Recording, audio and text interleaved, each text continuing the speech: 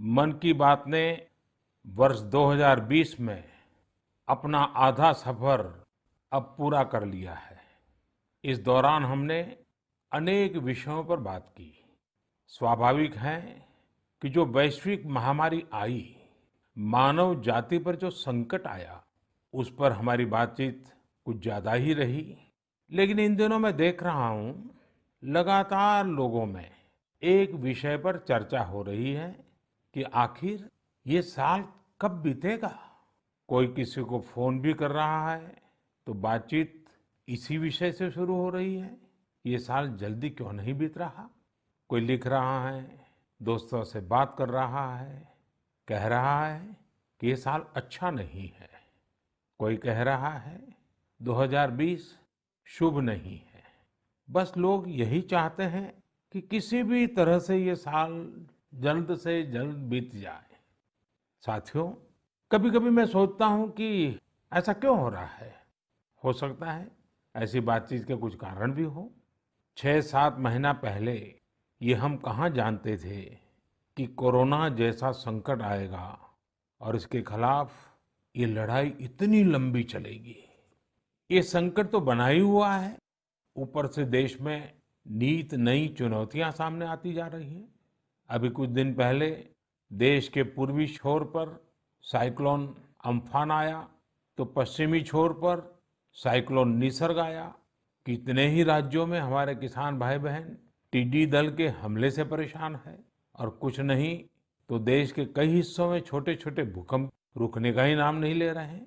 और इन सब के बीच हमारे कुछ पड़ोसियों द्वारा जो हो रहा है, देश उन चुनौतियों से भी निपट रहा है। वाकई एक साथ इतनी आपदाएं, इस स्तर की आपदाएं बहुत कम ही देखने सुनने को मिलती है। हालात तो ये हो गई हैं कि कोई छोटी छोटी घटना भी हो रही है तो लोग उन्हें भी इन चुनौतियों के साथ जोड़ करके देख रहे हैं। साथियों, मुश्किलें आती हैं, संकट आते हैं, लेकिन सवाल यही है कि क्या इन आपदाओं की वजह से हमें साल 2020 को खराब मान लेना चाहिए। क्या पहले के 6 महीने जैसे बीते, उसकी वजह से ये मान लेना कि पूरी साल ही ऐसा है, क्या ये सोचना सही है? जी नहीं, मेरे प्यारे देशवासियों, बिल्कुल नहीं।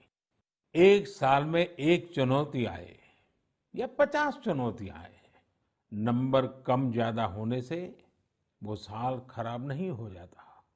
भारत का इतिहास ही आपदाओं और चुनौतियों पर जीत हासिल कर और ज्यादा निखर कर निकलने का रहा है।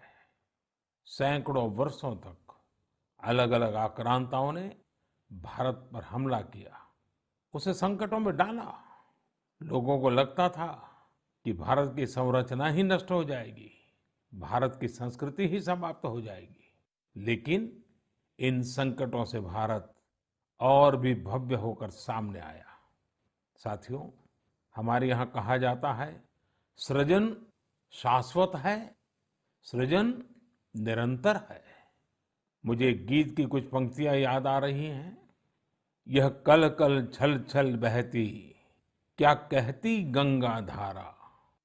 यह कल कल छल छल बहती, क्या कहती गंगा धारा। युग युग से बहता आता, यह पुण्य प्रवाह हमारा। उसी गीत में आगे आता है, क्या उसको रोक सकेंगे, मिटने वाले मिट जाएं। कंकड़ पत्थर की हस्ती, कंकड़ पत्थर की हस्ती, क्या बाधा बनकर आए। भारत में भी जहां एक तरफ बड़े बड़े संकट आते गए, वहीं सभी बाधाओं को दूर करते हुए अनेकों अनेक सृजन भी हुए। नए साहित्य रचे गए, नए अनुसंधान हुए, नए सिद्धांत गढ़े गए। यानी संकट के दौरान भी हर क्षेत्र में सृजन की प्रक्रिया जारी रही और हमारी संस्कृति पुष्पित पल्लवित होती रही। देश आगे बढ़ता ही रहा। भारत ने हमेशा संकटों को सफलता की सीढ़ियों में परिवर्तित किया है। इसी भावना के साथ हमें आज भी इन सारे संकटों के बीच आगे बढ़ते ही रहना है। आप भी इसी विचार से आगे बढ़ेंगे, 130 करोड़ देशवासी आगे बढ़ेंगे, तो यही साल देश के लिए नए कीर्तिमान बनाने वाला साल साबित होगा। इसी साल में देश नए लक्ष्य प्राप्त करेगा, नई उड़ान भरेगा, नई ऊंचाइयों को छुएगा। मुझे पूरा विश्वास 130 करोड़ देशवासियों की शक्ति पर है, आप सब पर है, इस देश की महान परंपरा पर है।